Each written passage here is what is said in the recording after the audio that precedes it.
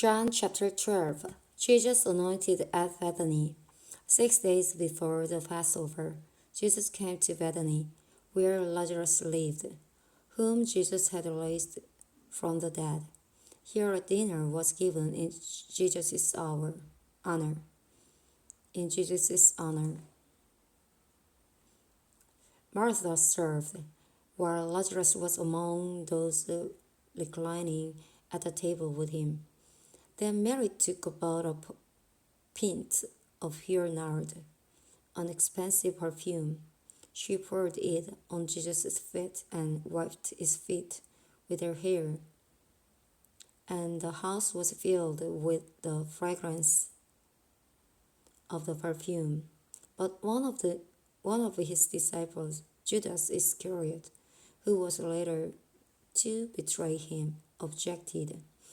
Why wasn't this perfume sold and the money given to the poor? It was worth a year's wages. He did not say this because he cared about the poor, but because he was a thief. As keeper of the money bag, he used to help himself to what was put into it. Leave her alone, Jesus replied. It was intended that she would save this perfume for the day of my burial.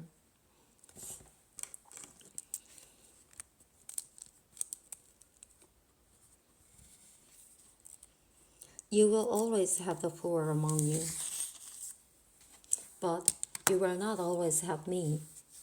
Meanwhile, a large crowd of Jews found out that Jesus was there and came, not only because of him, but also to seize Lazarus, whom he had raised from the dead. So the chief priests made plans to kill Lazarus as well, for on account of him, many of the Jews were going over to Jesus and believing in him. Jesus comes to Jerusalem as king. The next day, the great crowd that had come for the festival heard that Jesus was on his way to Jerusalem. They took palm branches and went out to meet him, shouting, Hosanna, blessed is he who comes in the name of the Lord. Blessed is the King of Israel. Jesus found a young donkey and sat on it, as it is written, Do not be afraid, daughter Zion.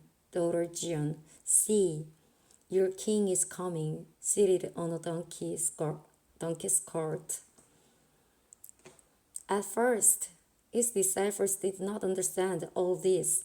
Only after Jesus was glorified did they realize that these things had been written about him and that these things had been done to him. Now the crowd that was with him, when he called Lazarus from the tomb and raised him from the dead, continued to spread the word.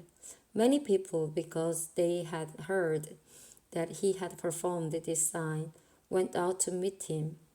So the Pharisees said to one another, See, this is getting us now nowhere. Look how the whole world has gone after him.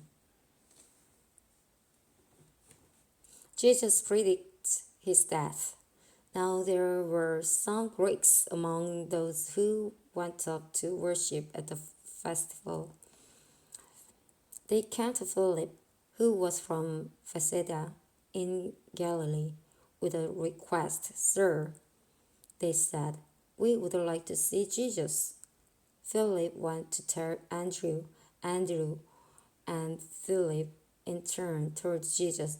Jesus replied, The hour has come for the Son of Man to be glorified.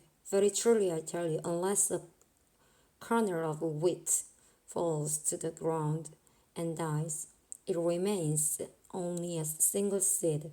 But if it dies, it produces many seeds.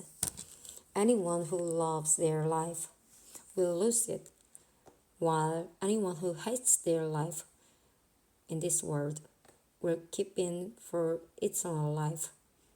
Whoever serves me must follow me, and where I am, my servant also will be.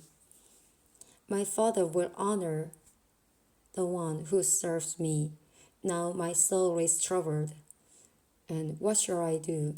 What shall I say? Father, save me from this hour. No, it was for this very reason I came to this hour. Father, glorify your name. Then a voice came from heaven. I have glorified it, and will glorify it again. The crowd that was there and heard it said it had thundered. Others said an angel had spoken to him. Jesus said, "This voice was for your benefit, not mine. Now is the time for judgment on this world. Now the prince of this world will be driven out. And I, when I am lifted up from the earth, will draw all people to myself." He said this to show the kind of death he was going to die. The crowd spoke up. "We have heard from the law that the Messiah will remain forever.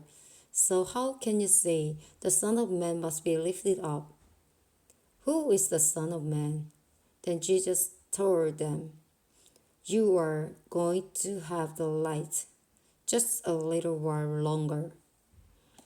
Walk while you have the light, before darkness overtakes you.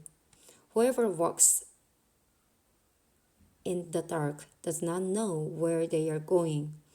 Live in the light while you have the light, so that you may become children of light."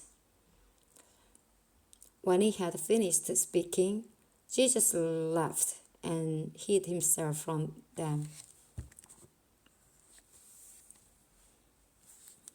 Belief and unbelief among the Jews. Even after Jesus had performed so many signs in their presence, they still would not believe in him. This was to fulfill the word of Isaiah the prophet. "Lord, who has believed our message, and to whom has the arm of the Lord been revealed?" For this reason they could not believe, because, as Isaiah says elsewhere, "He has blinded their eyes and hardened their hearts, so they can neither see with their eyes, nor understand with their hearts, nor turn, and I would heal them." Isaiah said this because he saw Jesus' glory and spoke about him.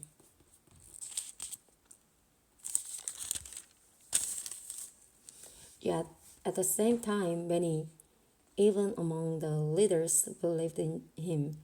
But because of the Pharisees, they would not openly acknowledge their faith, for the fear they would be put out of the synagogue, for they loved human praise more than praise from God.